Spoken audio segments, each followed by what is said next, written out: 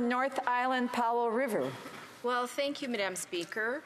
It's good to be here to speak on behalf of the amazing people of North Island Powell River on the budget bill. And I want to acknowledge that it is really hard times, and we know not only in Canada but in many countries across the planet we're seeing massive challenges during this time. And I think that what I feel fundamentally is that we have to raise the bar of dignity in this country so that people can live with dignity and respect. And we know that's not happening enough. And so what I thought I would do is talk a little bit about the things that I am supportive of in this budget and share some of my concerns. The first thing that I wanted to bring up is the launching of the new National School Food Program. Madam Speaker, my colleague, the member from Courtenay Alberni, and I were with our leader in Comox Valley, and we were standing with Lush Valley, who does tremendous work in our region, providing food, safe food, local food, and they work with a lot of schools in that region to make sure that there's healthy food provided. And what they were very clear about was that they were grateful for how much the provincial government in BC had stood up and given funding, but they needed to see that funding matched because the need is increasing so much. And we know that young people across Canada are faced with challenges, and it's very hard to learn when you haven't had a breakfast. And I think, one of the things about this program that I fundamentally believe in is it has to be accessible for everyone. When we talk about dignity, it means making sure that what one person gets, the other person gets, and that there's no feeling of you go off and eat because we know you're poor. That is so destructive. So I'm really proud of the work that is being done here. I know that Lush Valley and many organizations across my riding will be grateful for this money because it will provide food in a way that is open and friendly and make sure that nobody, even these young children, lose their dignity in that sense. I was also happy to see the health transfer grow. It's not as much as I would necessarily like it to be, but in my riding, healthcare is, in some cases, at a pretty significant crisis point. The provincial government has stood up and done a lot of profound and important work, but there's still so much more that needs to be done, and that needs revenue.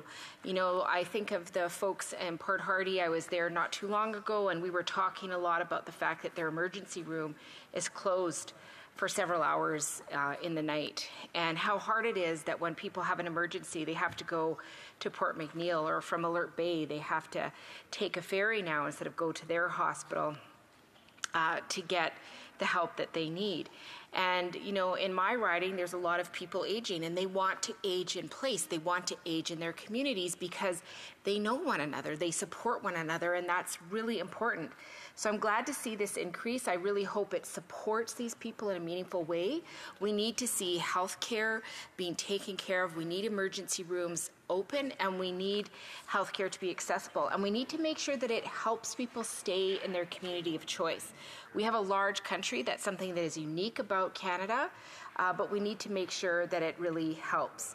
And I do appreciate as well the expanding of the Canada Student Loan Forgiveness Program to pharmacists, dentists, dental hygienists, midwives, early childhood educators, teachers, social workers, personal support workers, physiotherapists, and psychologists that choose to work for rural and remote regions. This is really important because it creates an attraction strategy to show people the beautiful places to live all across Canada.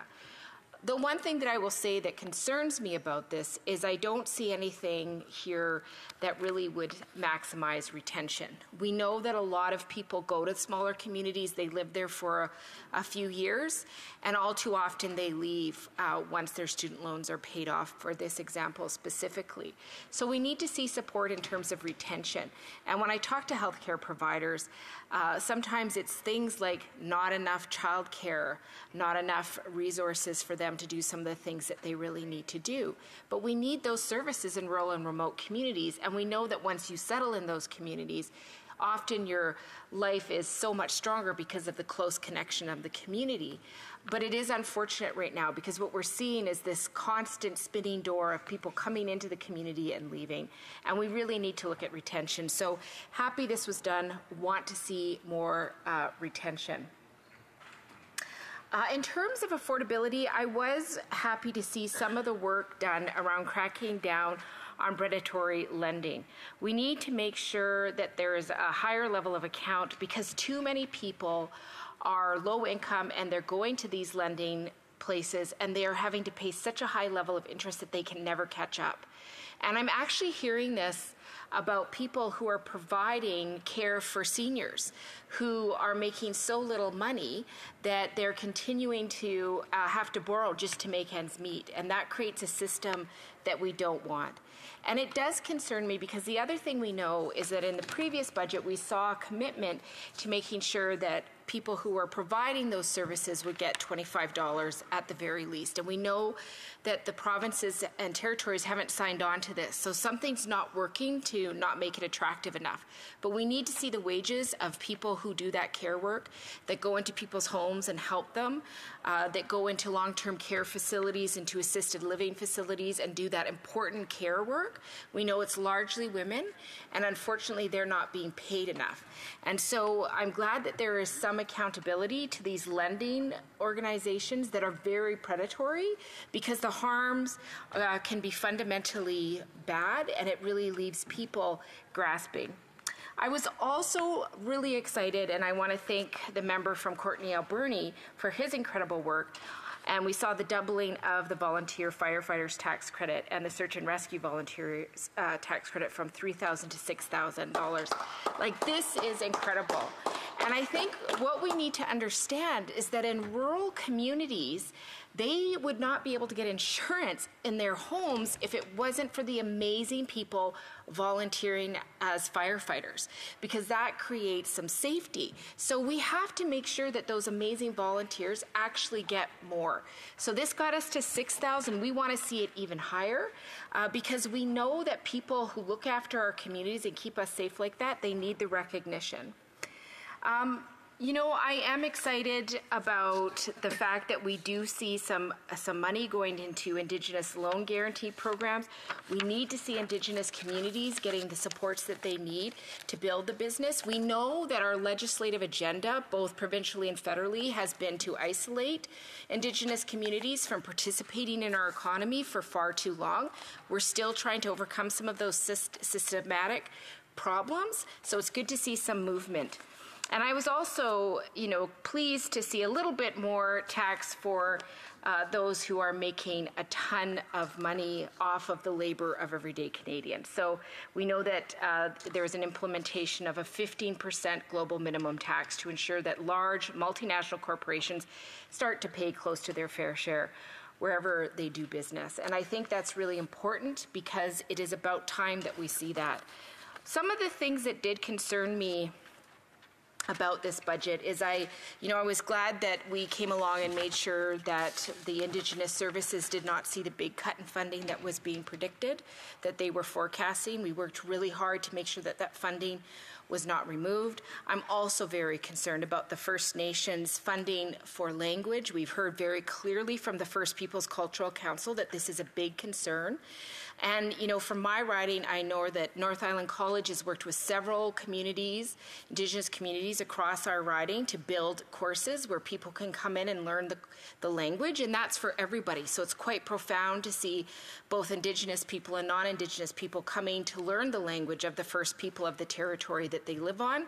I think of the Namgis Nation, who is creating a whole cultural revolution in their region, really helping children often who are exposed mostly, if not 100%, to their own language first for a period of time so that that language will be strong in them. And I know that Tla'amin near the Powell River is doing a lot of tremendous work in this area as well. So it's too bad to not see that language funding there because we know that that is a key part. So thank you so much, Mr. Speaker, and I look forward to answering any questions. Questions, and well, before the questions, the Honourable Minister of Rural Economic Development. Point of order, Mr. Speaker. Mr. Speaker, I request that the ordinary hour of daily adjournment on the next sitting be 12 midnight, pursuant to an order made on Wednesday, February 28th, 2024. Thank you. So, pursuant to order made on Wednesday, February 28th, the Minister's request to extend the said sitting is deemed adopted. Questions and comments? The Honourable Member for Waterloo.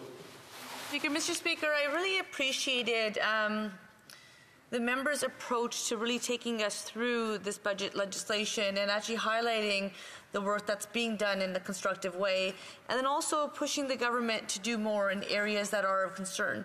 I too hear from many constituents within the riding of Waterloo. There are a diversity of perspectives and concerns, and something that really something that I wanted to ask about was the importance of national programming, the importance of different political parties working together to deliver for Canadians, actually finding a way, a collaborative approach to push each other to do better and to do more. And I think about the National Food Program that was referred to, and a young constituent in my riding named Scarlett.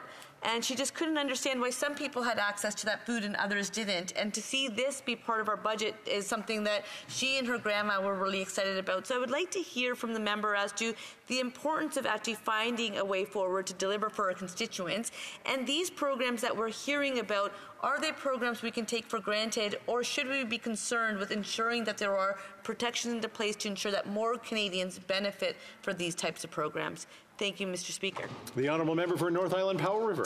Well, thank you so much, Mr. Speaker, and I thank the member through you for this very important question. And I appreciate, I've worked with her for a long time in committee, and I really appreciate her work ethic.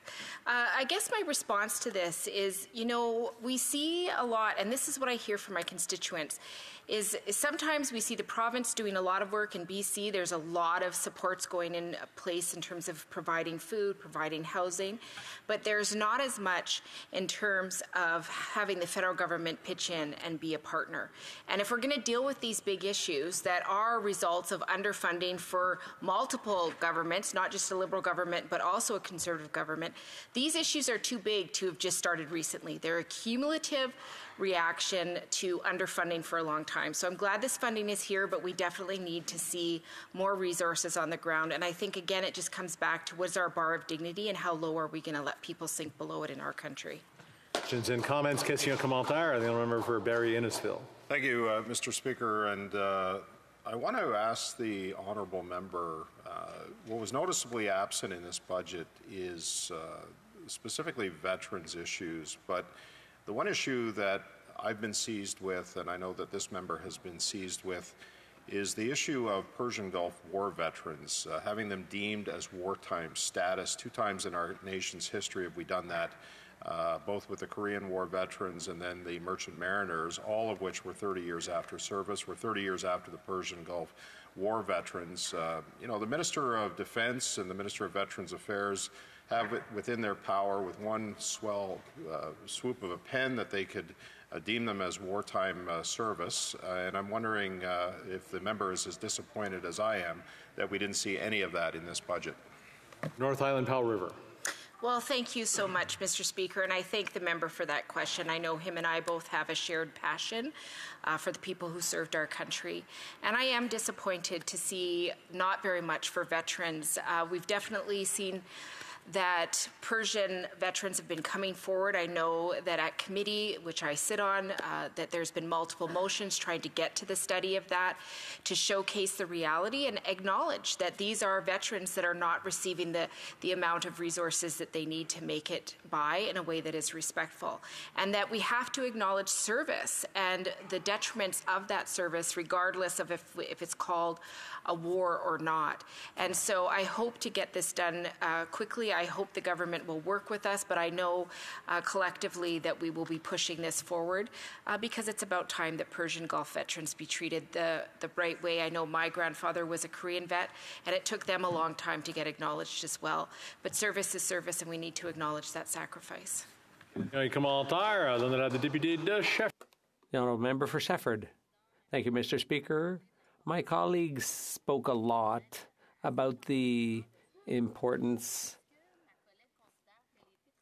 of helping people. Does she think that the oil patch needs a lot of help because the budget provides a tax credit from 15 to 40%, depending on the carbon intensity?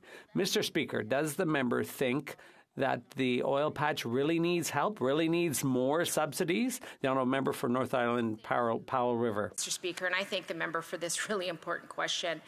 And I don't think that the oil patch needs more supports right now. We know for a fact that we're seeing this industry make more money than it has in the last 30 years. The cost at the pump is directly linked to profits going to people in those companies and to their stakeholders, and it's not the working people who are getting the benefits. So I think that the government needs to take accountability for that and make sure that the people working hard get the resources, not seeing our money as taxpayers going to make stakeholders' lives easier, shareholders, sorry.